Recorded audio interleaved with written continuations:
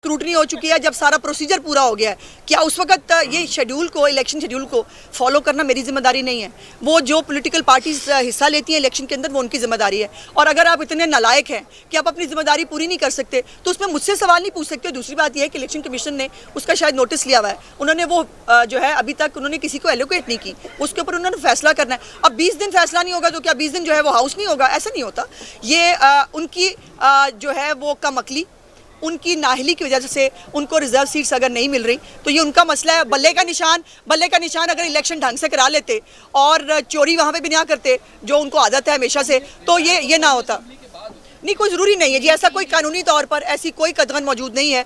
किसी भी असम्बली का इजलास किसी भी वक्त बुलाया जा सकता है, और कल मेरा ख्याल है गालबन सिंध असम्बली का इजलास भी बुला लिया गया है जो, और कौमी असम्बली का इजलास भी 1-2 दिन के अंदर बुलाया जा रहा है। कैसे नहीं लेंगे? नहीं लेते, उस तरह में रूल्स ऑफ प्रोसीजर क्या है, उसमें कानूनी पहलू क्या है? देखिए, एक तो ये कर नहीं सकते स्पीकर साहब को यहाँ पर टी पार्टी पे तो आए नहीं है कि मैं चाय नहीं पिलाऊंगा।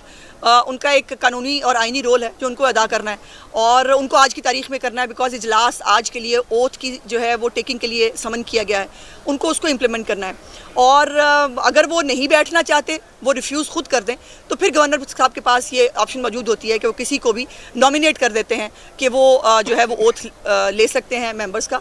सो लेकिन मैं चाहती हूँ कि स्पीकर साहब चले आए, गलत तरीके से थे, जाएँ कम से कम इज़्ज़त और एहतराम के साथ। रूल इसकी इजाज़त देते हैं कि अगर उनको रिजर्व सीट्स नहीं मिली हैं, कि अदम वजूद में जो अगला प्रोसेस है स्पीकर का या डिप्टी स्पीकर का जो इलेक्शन है उसको कंडक्ट किया जाए। ये ऐसे देखिए, प्रॉब्लम ये है कि ये पहला वाक़या है पाकिस्तान की पार्लिमानी तारीख में, इससे पहले इसकी कोई प्रेसिडेंट मौजूद नहीं है। और फिर मैंने कहा कि अगर आपने इलेक्शन, इन्होंने बल्ले के लिए इलेक्शन नहीं फेयर करा सके, उसमें नून लीग का कसूर नहीं है। अगर आप अपनी लिस्टें टाइम से जमा नहीं करा सके, ये हमारा कसूर नहीं है। अगर आपको पता ही नहीं है कि आपने कौन सी, कभी मैं इस जमात में जा रहे हैं, हम शामिल हो रहे हैं, कभी उस जमात में शामिल हो रहे हैं, और आपके जो है वो आपको खुद अगर अपनी स्ट्रेटजी पता नहीं है, तो हम पूरा पाकिस्तान हॉस्टेज नहीं हो सकता एक पॉलिटिकल पार्टी की रज़ा और मंशा के ऊपर।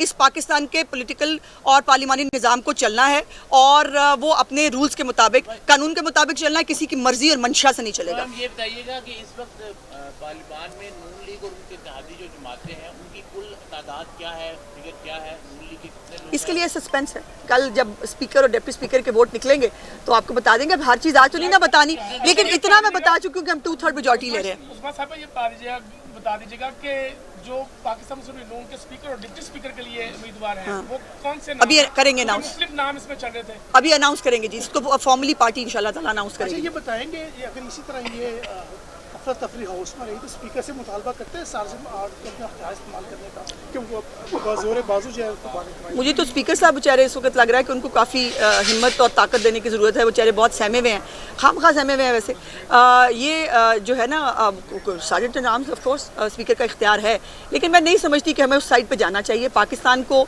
पाकिस्तान की आवाम को ये अगली जो शक्ल है पार्लियामान की, ये नहीं दिखानी चाहिए। आम आदमी इस वक्त ये सोच रहा है कि उनके मसाइल के हल के लिए पार्लियामेंट्स क्या करेंगी।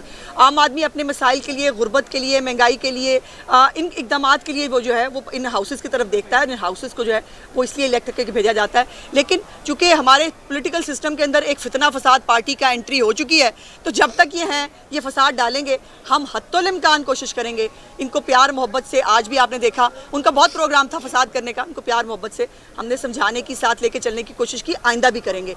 लेकिन उसके लिए इनके खुद के रवैये भी दुरुस्त होने बहुत जरूरी है। पंजाब में वज़ीर इत्तलात साफ होगी कि मरियम औरंगज़ेब? जी मुझे नहीं मालूम अभी। बहुत शुक्रिया। जी,